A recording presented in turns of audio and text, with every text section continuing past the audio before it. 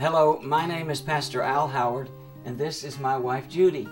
Together we have for the last 36 and a half years pastored side by side the same church. But 25 years ago we heard about a rich mission field where a family could do well if they simply applied themselves. So we went for it lock, stock, and barrel. We're here tonight to show you some of the riches that God has allowed us to discover. And those riches, of course, are not riches you would put in a bank, but they're the very richest of all. And like Solomon, I love to brag about it, and I love to show them off. And here they are, right here.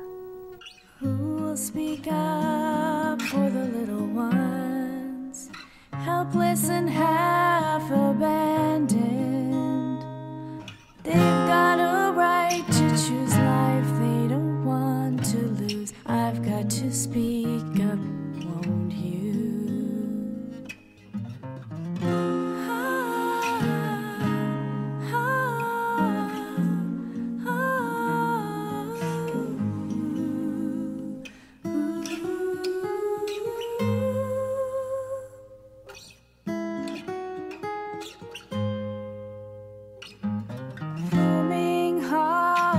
Forming minds, quenched before awakened, for so many deliberate crimes, the earth will soon be shaken.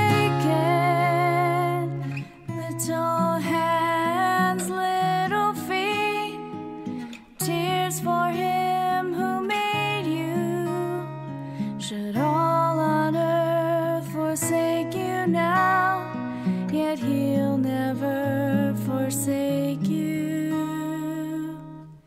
Who will speak up for the little ones, helpless and half abandoned? They've got a right to choose life they don't want to lose. I've got to speak up, won't you?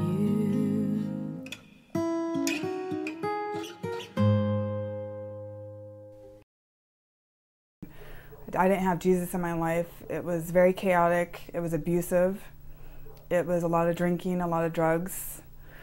On the outside it looked good, but on the inside it did not look good. It wasn't good. My life had gotten so out of control. I had hit rock bottom. I was in an abusive relationship. Because of that relationship, one of my sons suffered some head injuries and now is delayed with his growth. And I knew I needed to get out. My life living in drugs and drinking and doing all kinds of things that anybody ever can imagine what I went through. I came down here from Washington, D.C. and to stay with my brother, but things weren't as it was supposed to be. So then I found myself out on the street with my two daughters and being pregnant. My life before I came to his nesting place, I was very young. I just graduated high school. I was with my boyfriend, who we were together for about 3.5 years. I wasn't sure how things were going to work out with us because he was really into partying and he wasn't ready to grow up.